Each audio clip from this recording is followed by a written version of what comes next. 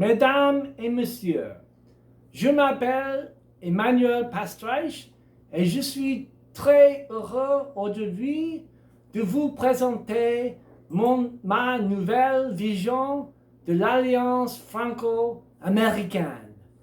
C'est une grande ironie de l'histoire, sans doute soigneusement planifiée par le Tout-Puissant, que j'ai le même nom que l'actuel président de la République française. Je n'ai jamais rencontré M. Macron et je ne suis pas sûr qu'il aurait le temps de reconnaître un humble universitaire comme moi, mais il y a certainement un message caché dans cette erreur du département de planification des sphères célestes. Bien sûr, je n'étais pas destiné à devenir le président des États-Unis. Lorsque je me suis déclaré candidat indépendant à la présidence en février 2020, il était clair pour tout le monde qu'une telle tâche sisyphéenne, une telle mission chevaleresque était au mieux comique, pathétique et qu'elle méritait d'être écartée et d'être tournée en dérision dès le départ. Et pourtant, la déclaration d'indépendance des États-Unis ne stipule nulle part qu'il faut être soutenu par les banques d'investissement et des sociétés multinationales pour pouvoir être candidat à la présidence. Et nulle part la Constitution n'indique qu'on doit être sponsorisé par les médias coopératifs corrompus avant de pouvoir devenir un candidat sérieux. Et nulle part dans les écrits de Voltaire et de Jean-Jacques Rousseau, de George Washington et de Gilbert de Motier, le marquis de Lafayette, qui ont annoncé le règne de l'argent et de l'aristocratie, il n'est dit qu'il faut être le chouchou d'un millionnaire pour être candidat.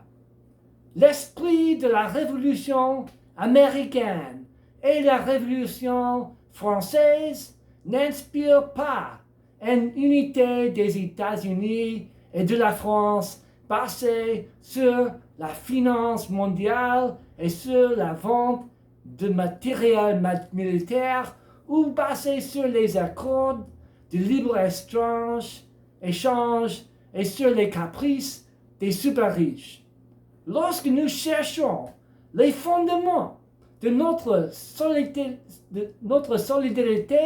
entre nos deux nations, devrons-nous parler de la libéralisation financière et des ventes des armes au Moyen-Orient, ou devons-nous plutôt parler des droits inviolables des hommes décrits dans la Constitution américaine et dans la Déclaration des droits de l'homme et du citoyen?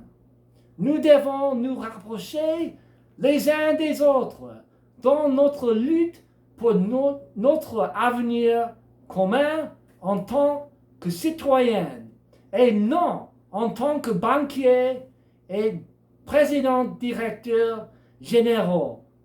Nous devons nous inspirer de notre histoire commune, de l'appel lancé sur deux rives par une véritable république fondée sur liberté, égalité, fraternité.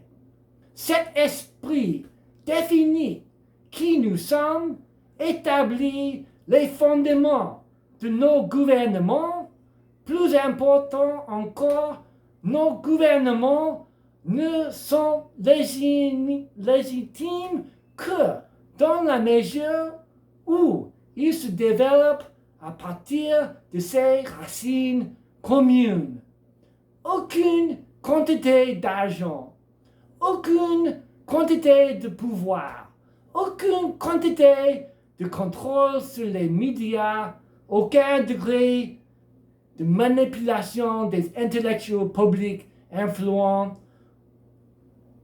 ou de la politique gouvernementale ne peut supplanter ce pouvoir essentiel investi dans les peuples de France et des États-Unis par leurs fondateurs révolutionnaires.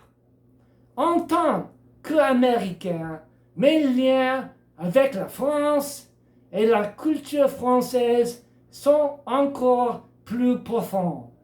Ma mère, Marie-Louise Rouff, est née et a grandi au Luxembourg.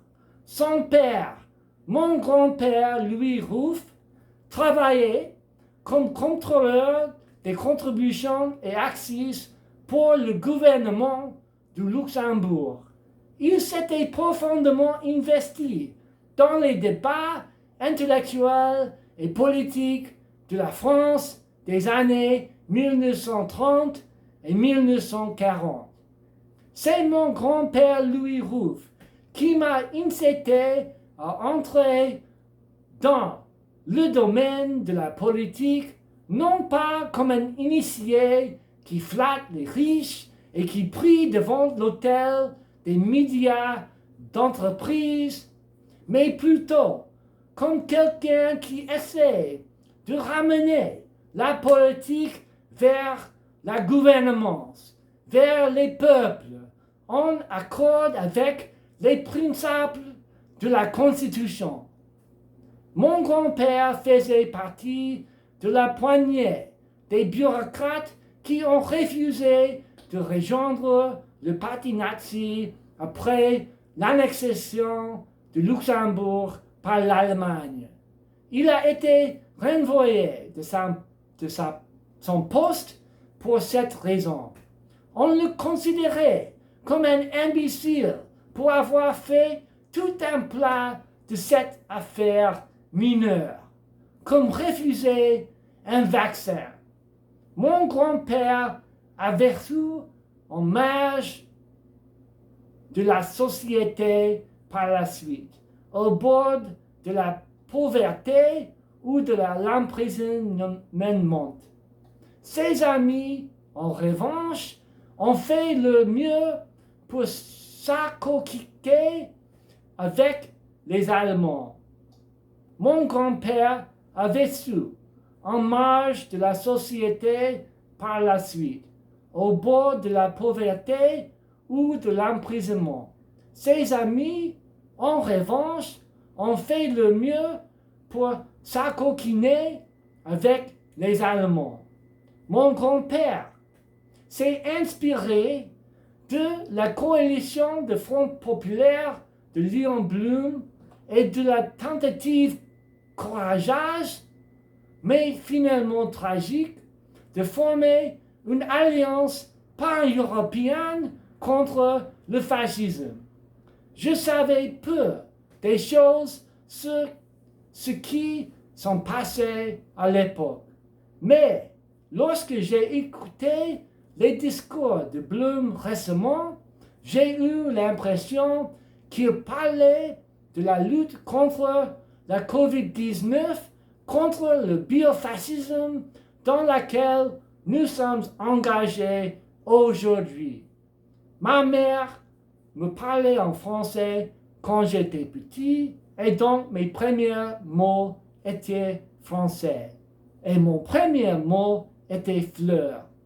On peut dire que le français est ma langue maternelle. Mais malheureusement, ayant étudié aux États-Unis, puis en Asie, je n'ai pas eu l'occasion d'utiliser le français. La France est le partenaire le plus critique pour les États-Unis. Mais Goldman Sachs, Bill Gates, Jeff Bezos n'ont rien à voir avec cette partenariat, cette fraternité de sang. Non, notre alliance remonte à Voltaire, à Jean-Jacques Rousseau, à la Révolution américaine et française, au combat pour la démocratie et l'égalité d'Émile Zola, au moment du procès de l'affaire Dreyfus, à la bataille de Jean Jaurès contre la volonté de guerre mondiale et au Front uni contre le fascisme des années 1930.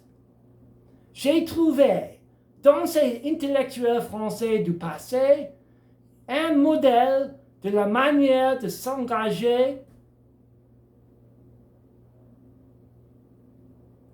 J'ai trouvé dans ces intellectuels français du passé un modèle de manière de s'engager véritablement en politique et de risquer sa vie dans la poursuite de la justice pour l'homme commun, pour la femme commune.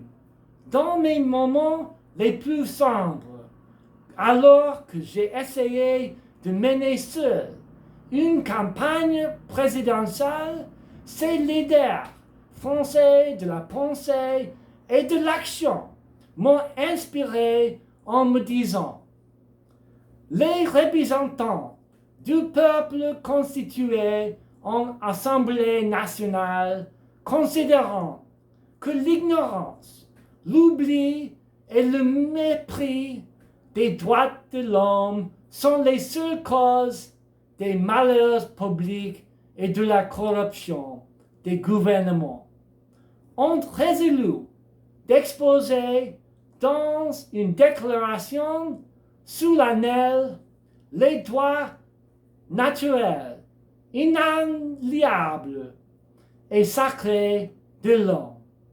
Je vous remercie pour votre attention.